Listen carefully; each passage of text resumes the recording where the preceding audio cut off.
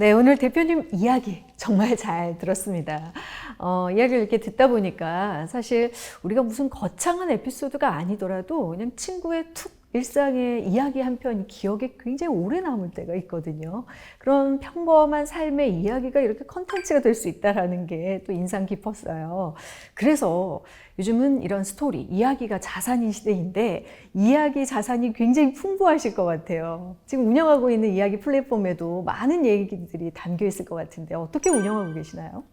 사실 처음에는 어려움이 굉장히 많았던 건 네. 평범한 이야기의 가치라는 걸 설명해내기가 굉장히 어려웠습니다. 네. 그래서 그걸 입증하기 위해서 제가 전국에 있는 강연대회를 다 다니면서 직접 평범한 사람의 이야기에도 가치가 있다는 걸 입증하기 위해서 노력을 굉장히 많이 했었고요. 실제로 모든 대회에서 수상을 또 했고 그러면서 우리 지역에도 이런 이야기를 할 수 있는 문화를 좀 만들면 어쩌면 이 이야기의 가치를 조금 만들어낼 수 있지 않을까 생각해서 제가 7년 동안 지역사회에서 강연대회를 총 12번을 기획해서 진행을 했고요. 네. 토크 콘서트는 한 2년에 걸쳐서 매달 한 번씩 이렇게 진행을 했고 또 교육을 통해서 강연을 해볼 수 있는 경험들을 이렇게 만들어 오면서 지금도 이런 것들을 조금 더 시스템화 시키려고 매년 강연대회를 한 번씩 하고 있고 마을에서 청소년들을 대상으로 하는 강연 교육을 어떤 공동체의 문화로서 만들어서 운영을 해가고 있습니다. 네. 그래서 이런 문화들을 꾸준히 조성해 가면서 굉장히 많은 이야기들을 수집할 수 있었는데 사실 그동안의 핵심은 네. 청년들의 이야기였어서 그래서 조금 쉽게 모여있는 이야기를 조금 정리를 해드리면 청년들의 희노애락을 좀 담아왔다라고 말씀을 드리고 싶습니다. 네,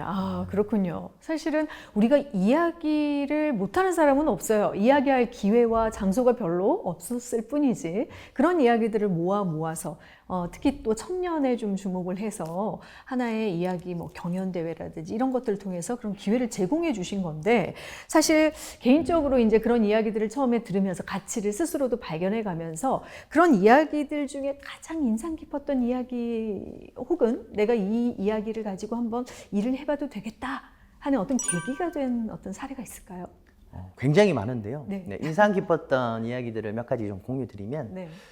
자기소개에 대해서 제가 고민을 해본 적이 별로 없었는데 누군가가 자기소개에 대한 강연을 했던 적이 있습니다. 그 제목은 어려운데. 남 부끄럽지 않게가 아닌 네. 나 부끄럽지 않게라는 제목으로 네. 이제 강연을 가져왔는데 우리가 어디 가서 자기소개 한번 해보세요라는 분위기가 되면 소속과 이름을 말하고 끝납니다. 그렇죠. 근데 사실 그건 자기소개가 아니라 회사나 조직 소개가 되겠죠. 네. 그런데 그 친구는 다양한 경험들을 통해서 본인을 어떻게 잘 소개할까에 대한 이야기들을 고민하면서 본인은 가을을 좋아하고 기차를 좋아하는 누구입니다. 네. 라고 이렇게 마무리하는 강연으로서 끝났던 강연이 있는데 그게 네. 정말 소소하지만 굉장히 임팩트가 있었던 강연이었고요. 네. 또는 청년들 중에 장애를 가지고 있는 청년들이 저희 대회에 나왔던 적이 있습니다.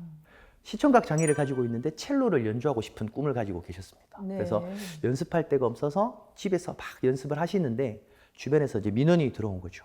근데 그걸 어떻게 해결할까 고민하다가 이제 편지를 썼습니다. 저는 시청각 장애를 가지고 있습니다. 첼로를 연습하고 싶은데 하루에 딱 1시간만 저를 위해서 좀 부탁을 드려도 되겠습니까?로 편지를 돌렸더니 네. 바로 그 민원을 넣었던 옆집에서 답장이 왔습니다. 그 답은 당신이 듣지 못하는 그 첼로 연주 소리를 제가 대신 들어드리겠습니다. 네. 라고 하는 이런 이야기들을 가지고 오셔서 네. 굉장히 저도 가슴 따뜻해지고 이게 진짜 사람 사는 세상 아닐까 하는 청년들의 이야기를 들었던 경험이 있습니다. 몇 가지 사례만 들었는데도 이렇게 집중하게 되고 감동을 받게 되네요. 정말 이게 이야기의 힘이 아닐까 싶고요. 방금 소개해 주신 그런 이야기 속에서도 진정성이 있기 때문에 또 그런 이야기에 우리가 귀를 기울이게 되고 감동을 받는 것 같습니다. 원래 그런데 말씀을 하시면서도 이야기에 소질이 있다라는 느낌이 들어서 원래 전공을 뭘 하셨나, 원래 공부는 뭘 하셨나 궁금해요. 근데 경영학을 하셨다고요? 네, 저 경영학을 전공했는데 네. 사실 제가 제일 잘할 수 있는 건 말하기와 글쓰기였습니다. 학교 다닐 때 사실 굉장히 사고를 많이 치던 눈에 띄던 학생이었는데 네. 선생님께서 심청전에 대해서 글을 한번 써보라고 하셨어가지고 그 왜 나한테만 이걸 시키지 해서 그 억하심정에 심청이를 천하의 불효인으로 썼던 글이 있었습니다. 근데 그걸 보고 네. 선생님한테 혼날 줄 알았는데 선생님이 논술은 저렇게 하는 거다라고 얘기를 해주시는 거예요. 그래서 굉장히 그때부터 글쓰기에 관심이 많이 생겼고 네. 말하기는 원래도 학교 다닐 때부터 좋아해서 제가 교실에서 막 이야기를 시작하면 친구들이 하나 둘 의자 끌고 모여서 제 주변에 앉아서 이렇게 이야기를 듣던 또 그런 학생이었는데 말하기를 그때부터 좋아했던 것 같습니다. 그런데 이제 저도 현실을 살다 보니 취업은 해야지, 대기업에 들어가야지라는 생각으로 경영학과를 진학했고 네. 정말 열심히 학교를 다녔습니다.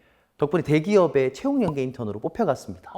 그래서 네. 나는 이 3학년 때부터 꽃길이 펼쳐지는구나 네. 했는데 막상 그 회사에 가니까 제가 생각했던 이 직장 생활 라이프가 전혀 아닌 거예요. 네. 7시에 출근하고 8시에 퇴근하고 야근하고 술 마시고 이게 매일 되고 주말에도 봉사활동 가고 막 이런 라이프가 내가 이걸 위해서 이렇게 열심히 살았나라는 회의감이 들 때쯤 네.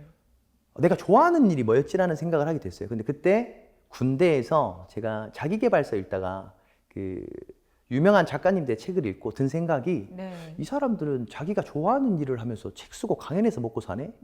나도 저런 일을 해보고 싶다는 꿈을 군대 때 가졌었습니다. 네. 근데 너무 힘드니까 그 생각이 번뜩 나더라고요. 네. 그래서 나도 강연을 해봐야겠다는 생각을 그때 처음으로 하게 됐고 그 인턴을 하면서 웹서핑으로 찾았던 전 국민 강연 오디션이 있었습니다. 네. 제가 거기에 이제 탑10이 돼서 아. 강연을 처음으로 하게 됐고 네. 그때 만났던 한 사업하셨던 선배가 처음 보는 분인데 저보다 나이도 많고 저는 대학생이지만 그분은 사업을 하던 분이었는데 제 네. 이야기를 듣고 네. 슬럼프를 좀 극복할 수 있을 것 같다.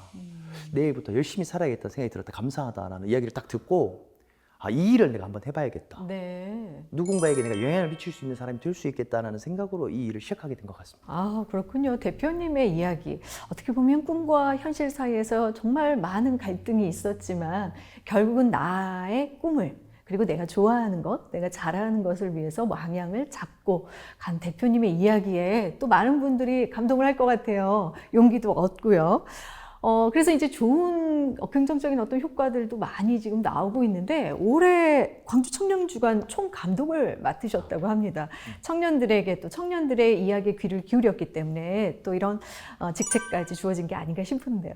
2017년에 세계청년축제라고 하는 광주 청년주간의 전신의 행사가 있었습니다. 그렇군요. 제가 이거에 아주 작은 파트의 강연 무대를 조금씩 해보면서 나도 나중에 저 감독을 한번 꼭 해보고 싶다라는 꿈을 제가 7년 만에 이룬 거거든요. 네. 그 과정에서 청년들의 이야기를 굉장히 많이 들었고 청년들과 어울리면서 다양한 문화 프로그램들을 기획해왔던 것들 토대로 올해 청년 총감독이 되게 되었고 네.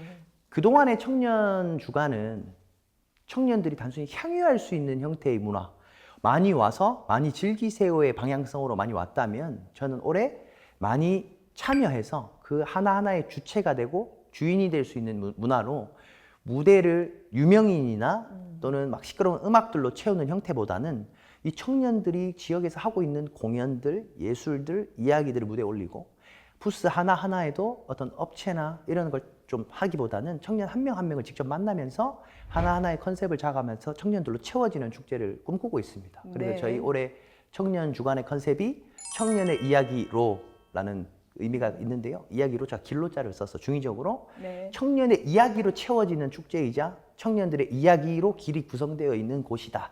라는 취지로 올해 이제 청년 주간을 준비하고 있고요. 네. 올해도 청년 주간이 청년의 날을 맞이해서 9월 15일부터 17일까지 3일 동안 진행되니까 네. 많은 분들이 관심을 가져주셨으면 좋겠습니다. 네, 정말 지역 청년들에게 또 새로운 희망이 될 수 있는 좋은 계기가 될 것 같습니다. 선배로서 또 후배 청년들에게 해주고 싶은 말씀 있을 것 같아요. 네. 저는 제가 좋아하는 일을 선택해서 운이 좋게도 좋은 기회들을 많이 얻었다고 생각합니다. 네. 하지만 그렇게 선택을 못하는 분들도 계시거든요. 청년들 중에. 뭐 좋아하는 일을 선택했던, 하고 싶은 일을 선택했던, 또는 해야만 하는 일을 선택했던 간에 그 선택 자체를 좀 존중하고 사랑해 주셨으면 좋겠습니다. 본인 스스로가. 네. 왜냐하면 세상에 최선의 선택은 저는 없다고 생각하거든요. 다만 본인의 선택을 최선으로 만드는 과정만 저는 있다고 생각합니다. 그래서 보다 조금 본인의 선택과 본인의 삶을 또는 본인의 이야기를 조금 더 사랑하고 애정했으면 좋겠다. 그 말을 꼭 전해주고 싶습니다. 네, 오늘 대표님과 이렇게 이야기를 나눠보니까 정말 아무것도 아닌 이야기들, 그냥 널려있는 우리 주변의 이야기들이 누군가 들어줬을 때, 누군가 들어줄 수 있는 기회가 생겼을 때 가치가 생기고 그게 또 하나의 이야기가 돼서 누군가에 또 감동이 된다는 생각이 듭니다. 오늘 강연과 오늘 이 시간 마무리 짓는 한 줄 평 한마디 부탁드릴게요. 제가 생각할 때 이 이야기를 가장 잘 표현하는 문장이라고 생각하는데요. 네. 그 김영하 작가님의 특별인사라는 책에 나오는 문장입니다. 우리는 누구나 탄생으로 시작해서 죽음으로 끝나는 한편의 이야기일 수밖에 없다고 생각해. 라는 문장이 있는데 이 말을 끝으로 오늘 이야기를 마치고 싶습니다. 네, 오늘 말씀 잘 들었습니다. 고맙습니다. 네, 감사합니다. 소통과 연대의 힘은 서로 나누는 이야기 속에서 나오는 거겠죠. 보통 사람들의 평범한 이야기가 갖는 힘, 여러분도 한번 느껴보시는 건 어떨까요?